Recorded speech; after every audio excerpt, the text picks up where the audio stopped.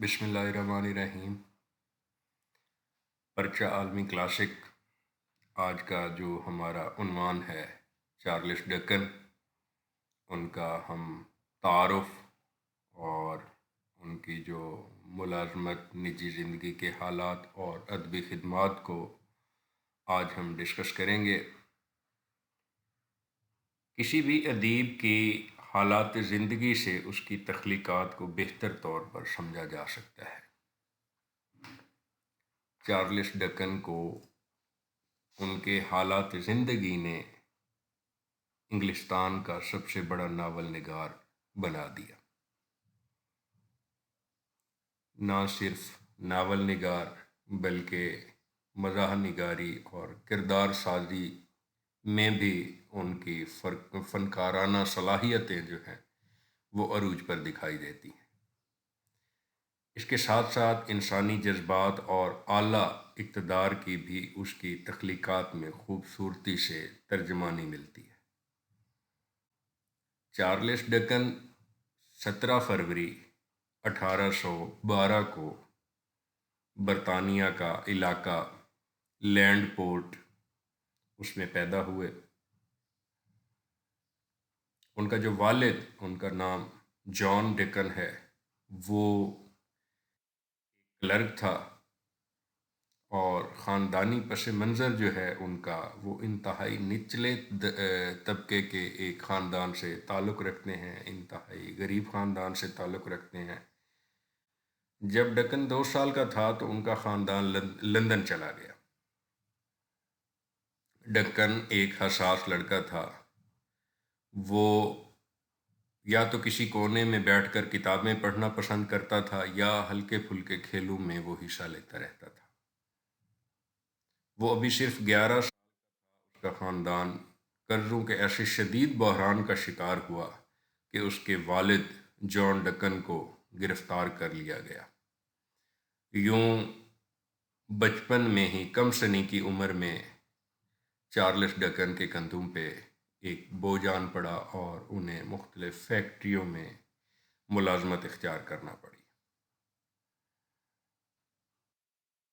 گھر کی ضروریات کو پورا کرنے کے لیے یقیناً سخت محنت کرنا پڑتی تھی۔ تو شروع میں انہوں نے ویلنگٹن ہاؤس کے ایک سکول میں داخلہ لیا جہاں سے وہ کچھ پڑھنا لکھنا سیکھ سکتے تھے۔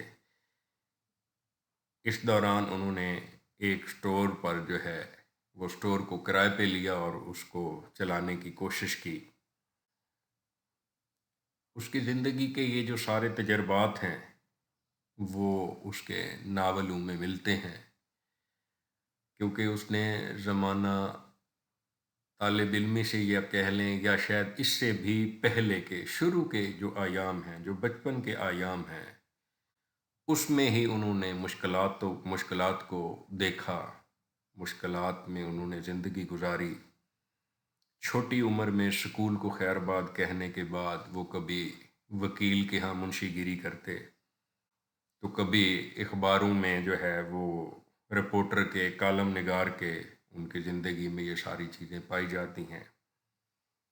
تو وہ بالآخر بطور صحافی جو ہے وہ اپنے آپ کو منوانے میں کامیاب ہوئے۔ صحافت میں 1830 میں وہ ایک پارٹی رپورٹر بن گئے، جس سے ان کی جو معاشی حالت تھی اس میں ایک واقع وہ تبدیلی آئی، اور 1836 میں انہوں نے شادی کر لی۔ انہی تمام سالوں کا جو ایک تجربہ ہے ان کی تحریروں میں ملتا ہے۔ جوانی میں کارلائل اور رسکن کی تحریک کا وہ حصہ رہے جو درمیانے طبقے میں سائنس اور ذہنی ترقی کے خلاف تھی۔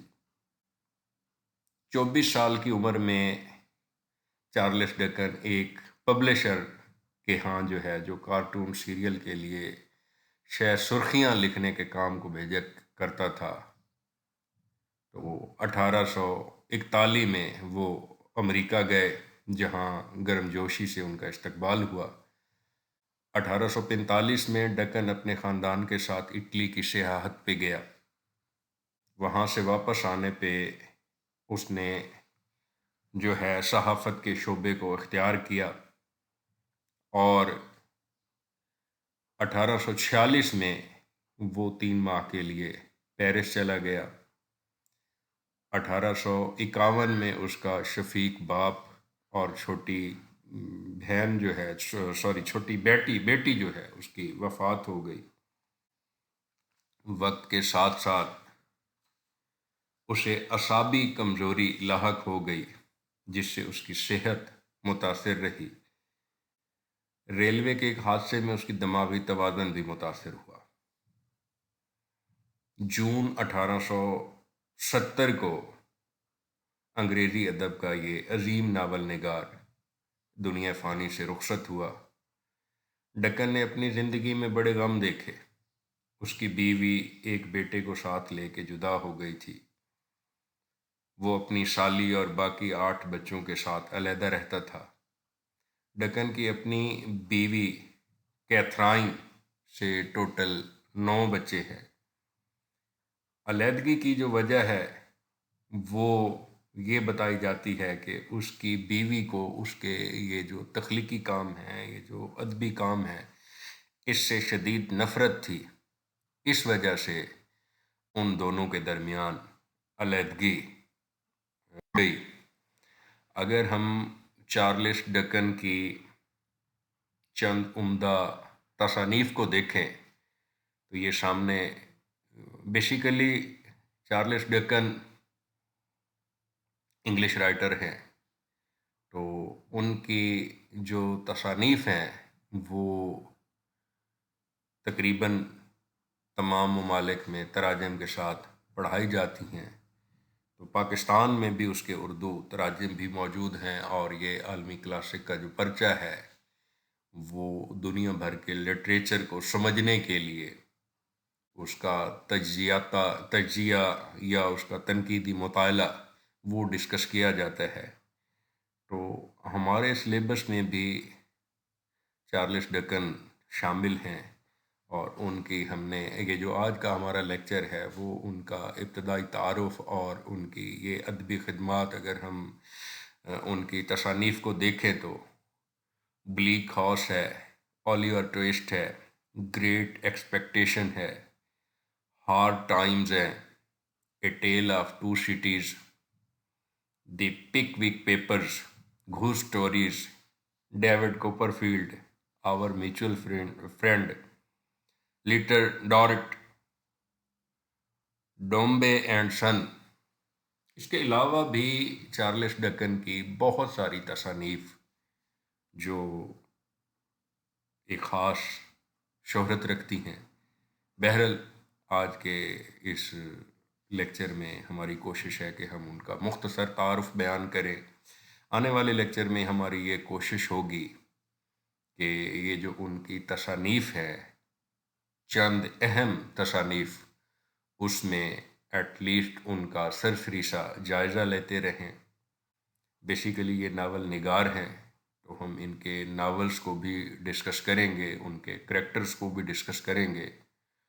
تو ہماری کوشش ہوگی کہ ہم چارلس ڈکن کو جتنے ایک اچھے طریقے سے پڑھ سکتے ہیں، تو بہرحال ہماری کوشش ہوگی کہ ہم اپنا یہ فرض نبھائیں۔